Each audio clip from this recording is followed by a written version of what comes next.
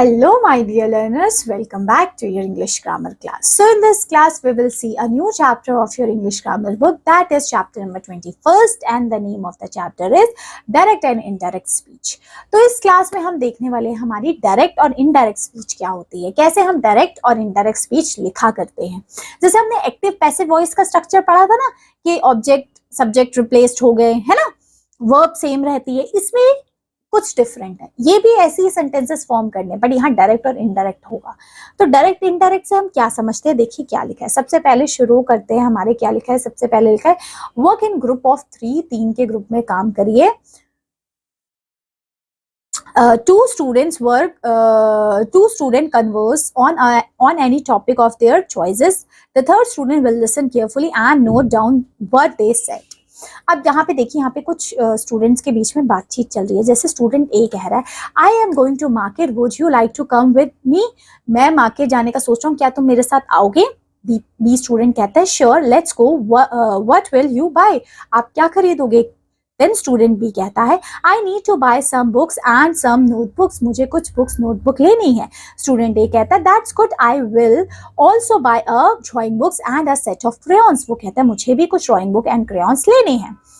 फिर आगे देखिए क्या लिखा है, look at the picture given below, right dialogues and create a story. अब यहाँ पे डायलॉग्स बनाएंगे, अपनी एक स्टोरी क्रिएट करेंगे। सिलेक्ट योर कैरेक्टर्स केयरफुली, अपने कैरेक्टर्स को सिलेक्ट करके। अब यहाँ हम एक्सप्लेनेशन पार्ट में देखते हैं हमारा डायरेक्ट इनडायरेक्ट क्या होता है। लिखा है, there are 2 ways to report someone words. दो मतलब किसी का कहना डायरेक्ट मतलब वो खुद बोल रहा है। इनडायरेक्ट में क्या होगा, उस मतलब इनडायरेक्टली बोले जाएगा। देखिए कैसे, अभी मैं बताती हूँ। देखिए डायरेक्ट में क्या हो रहा है, सबसे पहले in the direct speech we express the word of a speaker in the exact word. जैसे डायरेक्ट फॉर्म में जैसे बोला गया है, जैसे लिखा है, शी सेड, उसने बोला, क्या बोला, I want to learn how to swim. उसने बोला कि मुझे लर्न करना है कैसे स्विम किया जाता है। अब देखिए दूसरा सेंटेंस लिखा था, टीचर सेड, टीचर ने बोला। ये डायरेक्ट है, मैं बोल रही हूँ। टीचर ने क्या बोला, टीचर ने बोला, today I will take a surprise test, आज मैं एक सरप्राइज टेस्ट लूंगी। ठीक है, ये डायरेक्ट हो गया हमारा। ठीक है, ये एग्जैक्ट वर्ड्स में बताया, इसमें कुछ चेंजेस नहीं किए डायरेक्ट स्पीच में।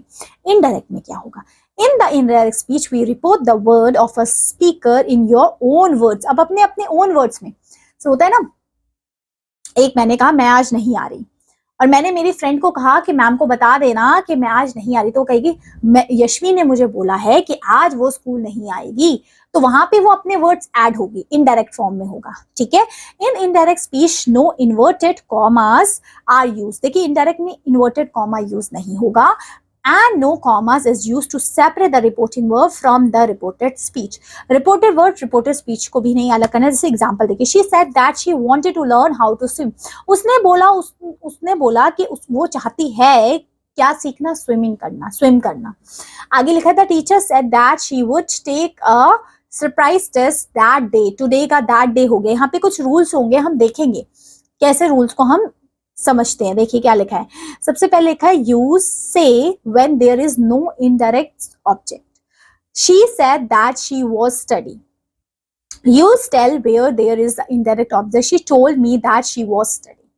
ठीक है, तो यहाँ पे ये चीजें ध्यान रखनी। देखो यहाँ पे क्या लिखा भी हुआ है, the exact word of the speaker are written within inverted comma. So exact word उस रिटर्न कॉमास के अंदर होगा। They always begin with the capital letters and a comma separated them from the reporting verb. एक comma लगता है जिससे वो reported speech reported verb अलग अलग हो जाती है। ठीक है, the verb that introduced the word of speaker is called reporting verb. जो इंट्रोड्यूस कराता है रिपोर्टिंग वर्ब होती है ये। जैसे ये देखो, ये लिखा है, शी सेड, कॉमा लग गया। अब इन्वर्टेड कॉमास में ये पूरा सेंटेंस लिखा मैंने, I want to learn how to swim, ये मेरा डायरेक्ट स्पीच था। शी सेड के बाद कॉमा और इन्वर्टेड कॉमा में वो पूरा स्टेटमेंट लिखा गया है। तो इस सेंटेंस में देखिए, said is a reporting verb, said मेरा रिपोर्टिंग वर्ब है। एंड ये जो पूरा स्टेटमेंट लिखा है ना, I want to learn how to swim, are exact word of a speaker. ये स्पीकर के खुद के वर्ड्स है। आगे देखिए यहाँ पे लिखा है, the teacher said today I will take a surprise test. इसमें जो लिखा है सेड जो वर्ड है, ये मेरा रिपोर्टिंग वर्ब है, और जो today I will take a surprise test, ये एग्जैक्ट वर्ड है स्पीकर के। अब रूल्स कैसे होते हैं डायरेक्ट से इनडायरेक्ट में चेंज करने के लिए, आपको क्या करना होता है। सबसे पहले देखिए, remove comma and inverted comma. सबसे पहले तो आपको कॉमा इन्वर्टेड कॉमा क्या करना पड़ेगा बेटा, हटाना पड़ेगा जब हम इनडायरेक्ट में लिखेंगे। डायरेक्ट से इनडायरेक्ट में लिखेंगे। दूसरा है इंसर्ट दैट, क्या इंसर्ट करेंगे, that, THAT, that between the reporting verb and reporting speech. ये मैंने आपको बताया ना, ये वाला, इतना वाला देखो मैं आपको अलग कलर से बता देती हूँ, ये वाला, ये जो आगे लिखा है ये रिपोर्टिंग वर्ब है, द टीचर सेड, ये रिपोर्टिंग वर्ब है मेरी। और क्या कहा, जो पूरा स्टेटमेंट बाद का लिखा हुआ है ये रिपोर्टिंग क्या है मेरा, ये रिपोर्टिंग वर्ब है, एंड ये रिपोर्टिंग स्पीच है, जो आगे का पूरा जो भी लिखा है, today I will take the surprise test, ठीक है, आगे वाला रिपोर्टिंग वर्ब एंड देन उसके बाद वाला रिपोर्टिंग स्पीच, ठीक है। और यहाँ पे हम दैट लिख देते हैं बीच में, reporting verb and reporting speech के बीच में दैट आ जाता है हमारा इनडायरेक्ट में, ठीक है। और इनडायरेक्ट में जितने भी कॉमास है वो इन्वर्टेड कॉमास है वो हट जाते हैं।